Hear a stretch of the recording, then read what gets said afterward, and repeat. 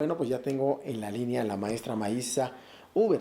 Ella es subdirectora de X Justicia para las Mujeres, quien nos va a comentar sobre la situación pues, que se está viviendo debido pues al quédate también en casa, ¿no? De esta situación.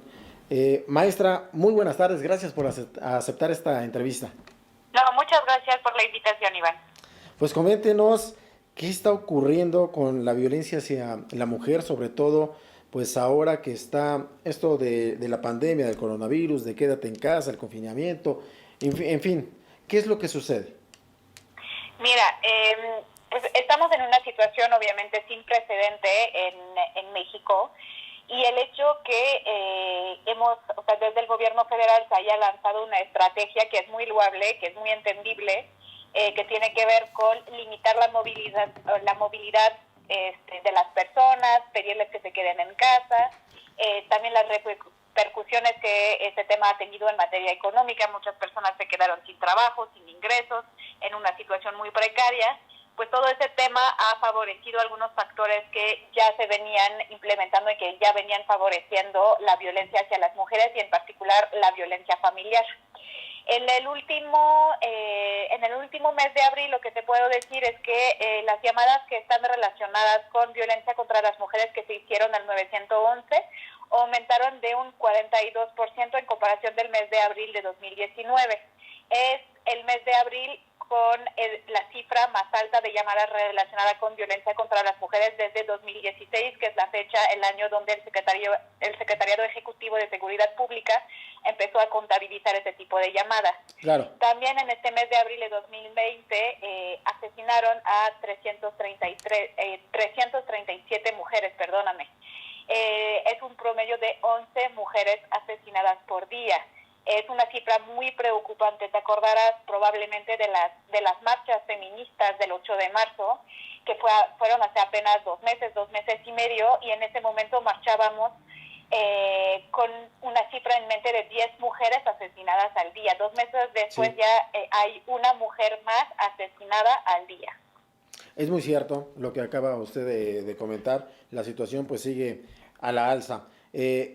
Sabemos que también, y lo acaba de comentar, sabemos que el presidente Andrés Manuel López Obrador pues había comentado que no tenía estos datos, y lo digo burdamente, pero es así como él lo comentó, que no tenía los datos, que realmente en nuestro país la violencia, o dentro de casa la violencia, pues había bajado, que no era tan alta como se decía.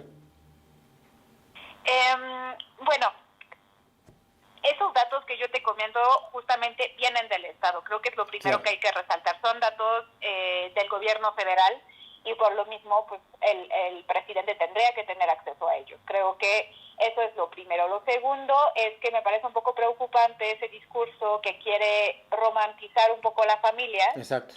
y decir que nada está pasando dentro de la familia, que la familia es un lugar seguro y que tenemos que todos tener una actitud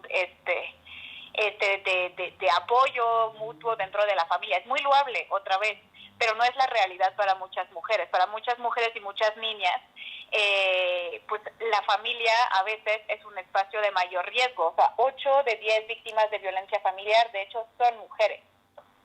Es muy cierto. ¿Qué realidad realmente viven las mujeres actualmente en nuestro país? Es preocupante el que una mujer se quede ahora dentro de casa o salga de su casa, ¿no? Exactamente, creo que estás evidenciando un punto muy importante. Como bien te decía, el contexto de la pandemia ha puesto en mayor riesgo a las mujeres por temas de violencia de género, de distintos tipos de violencias, pero también es mucho más complicado para una mujer que es víctima de violencia en este contexto acudir a servicios del Estado por varias razones. Primero, porque nos están diciendo que lo más seguro que podamos hacer ahorita es quedarnos en casa. Entonces, el hecho de salir a la calle o acudir a alguna institución donde podamos tener contacto con otras personas también agrega el riesgo de contagio.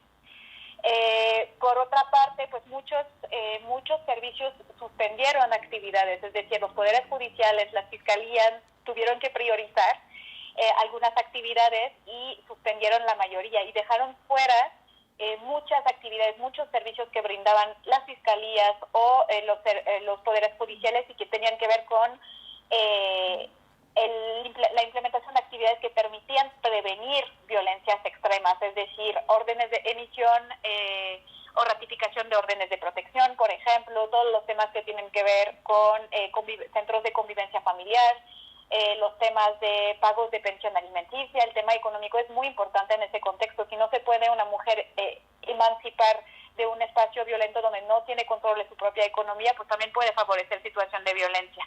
Y en las fiscalías casi hemos tenido recuentos de que si no llegas por casi una tentativa de feminicidio, pues la realidad es que no te atienden y te piden regresar más tarde o te dicen que no es un caso urgente. Entonces es mucho más complicado para una mujer en ese contexto saber si puedes acudir a algunos servicios del Estado, ser atendida y trasladarse hacia esos espacios. Ustedes como organización, ¿cómo apoyan a las mujeres? Pero acabas de decir, maestra, acaba de decir algo muy importante. Pues llegas a cualquier ministerio y te dicen, si no vienes golpeada, pues no te atendemos. ¿Ustedes cómo ayudan a las mujeres? Pues creo que uno de los puntos que más podríamos apoyar a las mujeres es que hemos lanzado una campaña que se llama No Estás Sola y que también pueden encontrar con el hashtag en redes aislamiento sin violencia.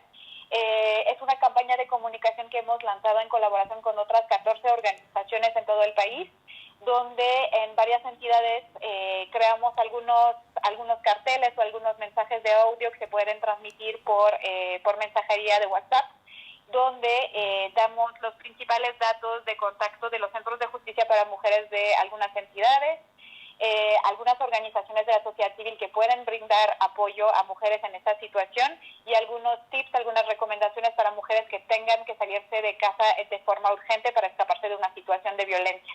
Esos mensajes están disponibles para, me parece que Oaxaca, Yucatán, Torreón, la Ciudad de México, entre muchos otros, y también esos mensajes de audio fueron traducidos en varios idiomas indígenas. Oiga, maestra, y no saliéndonos del tema, se acaba de lanzar una campaña por parte del gobierno federal de Cuenta hasta 10. ¿Qué opina usted de esta campaña?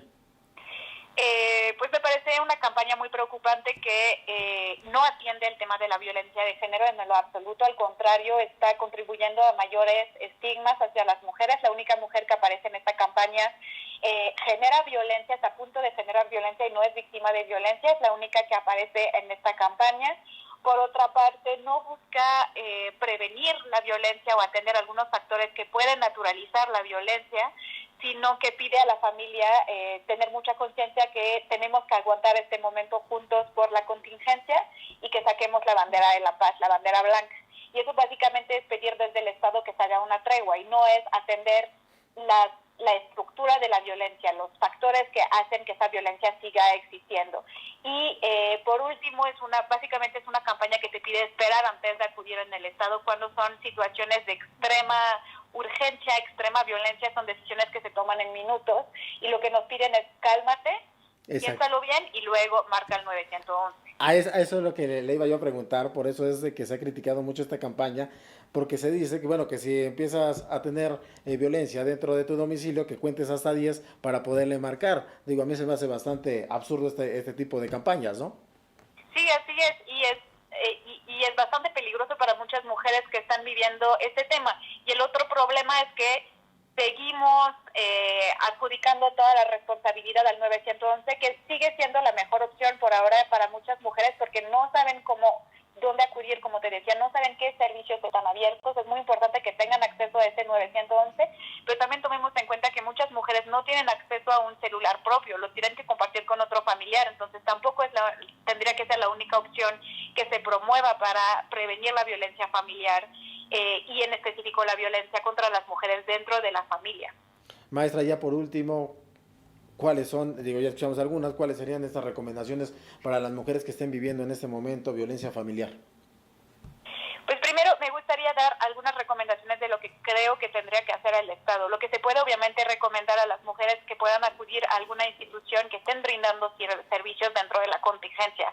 Para eso están los poderes judiciales, las fiscalías. En la Ciudad de México pueden acudir a las lunas, a las abogadas de las mujeres que, de lo que tengo entendido, siguen abiertas, siguen brindando servicio, pero también es muy importante que no movamos el dedo del renglón, o sea, el que tiene que mejorar sus servicios es el Estado.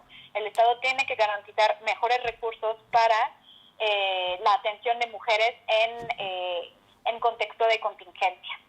El Estado tiene que desarrollar estrategias proactivas de comunicación para que sepan esas mujeres dónde acudir. Cualquier mujer tendría que saber en un momento de emergencia cuál es la institución que le va a brindar el apoyo.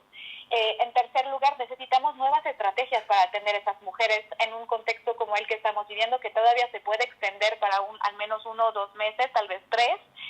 ¿Cómo hacemos si la atención personalizada, la atención física es un riesgo o lo perciben como un riesgo para las mujeres o el traslado es más complicado? ¿Cómo hacer para atender a mujeres de una forma distinta? ¿Cómo innovamos? Y por último, para mujeres que podrían estar en esa situación, pues también existe la Red Nacional de Refugios, que pueden buscar tal cual en redes sociales, en Facebook y en Twitter, y tienen una línea de apoyo donde las mujeres pueden marcar para pedir cuál es el tipo de servicio o dónde podrían acudir para recibir atención en esa situación. Maestra Maísa Huber, subdirectora de X Justicia para las Mujeres, le agradezco por esta entrevista y estaremos muy al pendiente. Muchísimas gracias a ustedes.